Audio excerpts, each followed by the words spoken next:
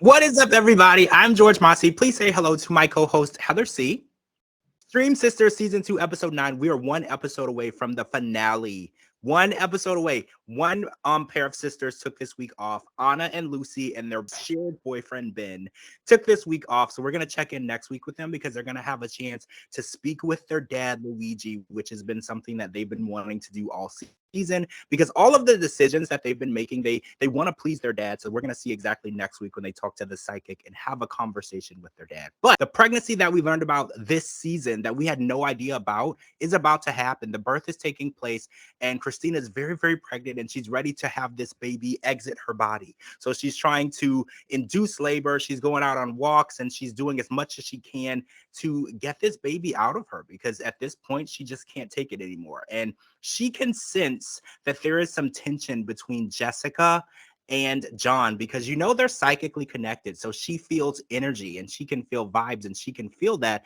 And she knows in her heart that they still have issues with each other, but she has enough going on with her pregnancy because this is a home birth and a water birth. There's no anesthesia involved in this process. She doesn't have time to deal with Jessica and John's issues right now. So she's basically at the point where they can learn to behave or she's going to kick them out of the house, right? Yeah. And I think that's like one of her least worries, as long as they're cordial and they don't make a lot of like drama for her. That way she could just focus on the birth. I think that's the most important part. And I feel like that will happen. I feel like they're going to put their differences aside so they could be part of this moment. I feel like there won't be time for them to argue because there'll be so much going on, and Christina's going to need all types of support emotionally and physically. She's going to need support. So they don't really have time to bicker and fight because she's going to need them. And I know that John is worried. He's like, well, she's already bossing me around, and I don't know if she's going to let me have these moments. And I'm thinking she's only doing these things that her sister needs to make sure that the birth goes well. I don't see how the midwife is going to let Jessica jump in, because in the preview for next week, when it was almost time, the midwife was like, John, get over here. It's time for you to catch this baby. So I know that the midwife is going to make sure that John gets those moments that he's worried about. So I'm not really worried. I think that the birth is going to go well. And hopefully when this baby is born and each of them get to hold it, they'll realize how stupid and immature and silly this stuff really is, right? I feel like Jessica and John, once they hold this baby and they realize what is happening in their life and this gift that they're bringing into their family, they're going to have to learn to just deal with it. And I feel like this baby is going to be what's going to bury the hatchet. Yeah. And then before we know it, it will be Jess's turn. And, she'll be the one delivering and, giving birth.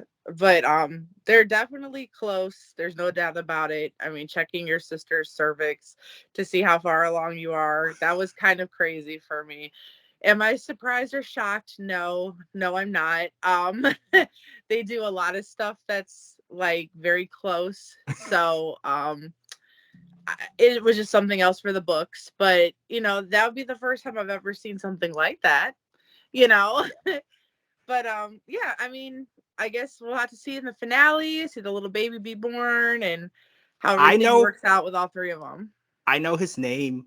It's McLean. So next week we're gonna get to meet McLean. I'm really excited. Aww. And and one thing I want to say, Christina made a good point on the episode. She said that complete strangers do this to women at the hospital during labor all the time. So she was like, it made more sense for someone that she knows who shares her DNA to do it. And I was like, see, I was completely freaked out by it. But when Christina actually explained it that way, it does make sense, because a complete stranger, like a nurse or whatever, would do that to you. You have never even met this person. They're a complete stranger to you and they are like all up in you. So I was like, I totally understand that part of it. So it's like, we want to call them extreme sisters, but so many different times they've made things into perspective for me. Like, I kind of get it a little.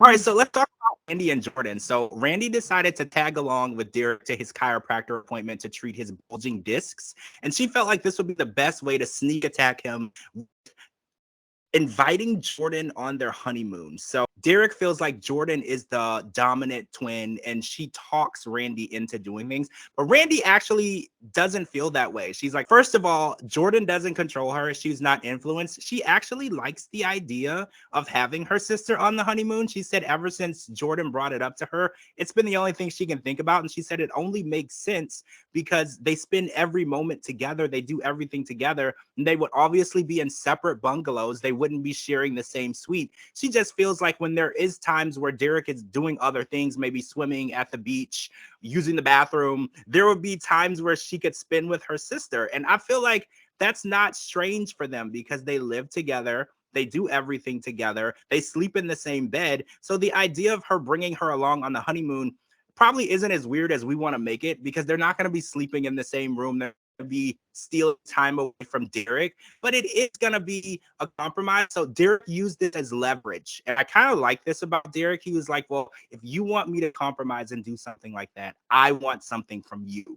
And he said, in order for this to happen and you bring Jordan along on our honeymoon, I want to make sure that we get to live in our own home after the wedding. And Randy was blindsided. She was really shocked. She didn't realize that Derek felt that way, but I kind of felt like we have been seeing this come on slowly, because earlier in the season, Derek said that he has been having trouble finding his place in their home. Like, he can't spend time with Randy at night because she's with Jordan. He can't spend time with Daniel because he's playing video games. And he's like, I don't know my place in.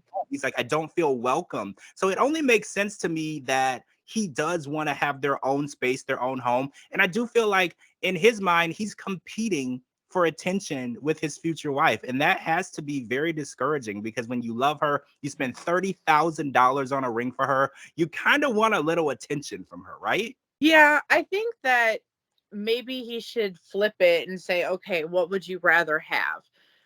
Her come on our honeymoon or us move into our own house? Because I mean, I get it can't always be one-sided in a relationship, but I personally don't think that it's fair, because they were very adamant from the beginning of their relationship of what they wanted.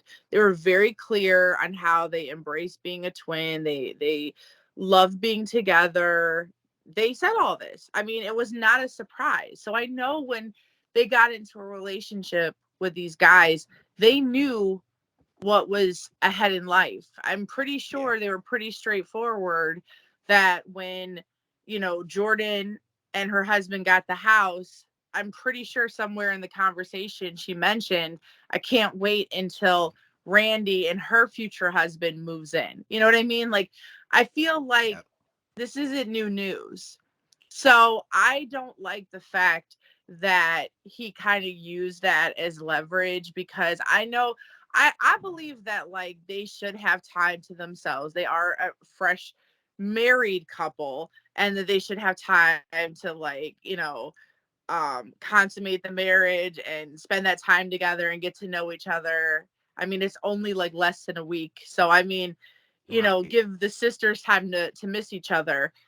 But, like, she went and got this house, this big house, so they could purposely live together, grow their families together. And it's like, then you go and say, oh, never mind, we're moving out. I just feel like that's going to draw a wedge in her new marriage, because she's going to be hurt. Or it's going to be another case scenario where she spends all her time over at her sister's house. So it's like, you could just live there and be in the same roof, or you could risk her, like, driving and leaving and spending every night at her sister's house, or vice versa. Either way, you're not going to break these two up. They're too close of a bond. They're too close of sisters. So I just feel like, instead of trying to change people, embrace it and take the person for how they are. And if you can't accept how they are, then maybe this relationship wasn't right for you. Interesting. So I was thinking, you know how some sisters, they buy houses next door to each other or stuff like that? And I've heard of families do it too. Like the mom and the daughter will live next door to each other. Like, I wonder if they can figure out a way to get us on the same street. Because I know it's close, but not in the same house. Because like you said, she's never going to please both parties. She can't please Jordan and Derek. Somebody's going to be hurt, regardless of what happens in this situation. If she chooses to move out with Derek, Jordan is going to be very hurt. She feels completely betrayed, because like she said, ever since they were tiny tots, this was their dream, to marry a set of twins and live in the same house and share their lives together, their kids being raised together. So she feels betrayed. She almost feels like she doesn't know who Randy is anymore. And it's interesting because it's normal for her to grow and become her own person, but when you're so connected, I don't think it's normal, because we've been watching this season, especially with the Capasso triplets. It's not normal when they change out of nowhere, because the other sisters are like, well, wait, we're not important to you anymore, and the things that we plan for our lives aren't important anymore. So it's very difficult for them to process the idea of becoming their own person so late in life, right? Because if they wanted to be individuals, I feel like it should have happened when they were children. It would make it so much easier, because now Randy and Jordan have been so close, attached at the hip for 25 years, right? So it's like, now you want to change, it's going to be very difficult to process life without that person. She said they literally wake up together, do their makeup together, decide what they're going to wear together, go everywhere together, sleep in the same bed together. So how is Jordan going to adapt to not having that? And I feel like it's interesting that Randy is so ready to do that, because maybe she really isn't. Maybe she thinks that it's what she wants, but she just wants to make sure that her husband is happy. And I feel like if she does move out, what if she has second thoughts? Like you said, what if she's like, I really, really miss my sister? That's why I think they should look on the same street and see if there's anything available and just test the waters before they like move far, far away from each other. Well, they should have figured that out before they bought such a nice big house for 4 people to share together. That's kind of messed up. So I personally think that Randy's happy where she is. I don't think that she wants to move out. And she made it very clear at the beginning of the relationship, I don't need you. I'm welcoming you into my life. Yes.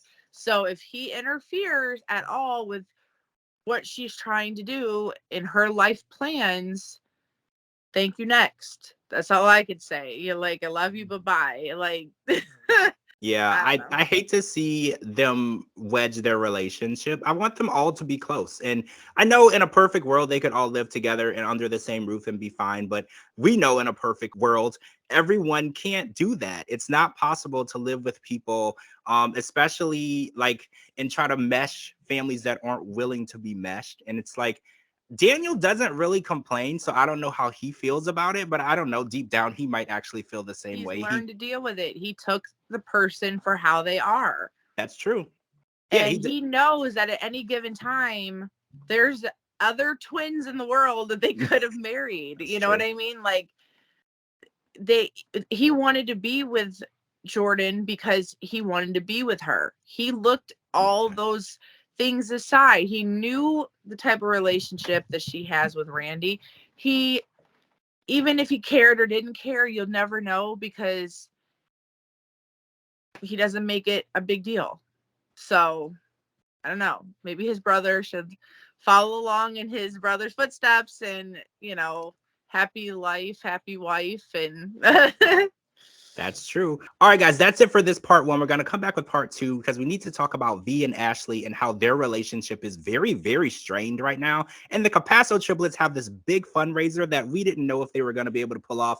Well, they did, but there's some stuff that we have to talk about that fundraiser as well. I'm George Mossey. Thank you so much to my co-host, Heather C. Make sure you're following me on all social media platforms at George Mossey, georgemossey.com, and anywhere you get your podcast. We'll talk to all of you guys really soon, especially next week for the finale of Extreme Sisters.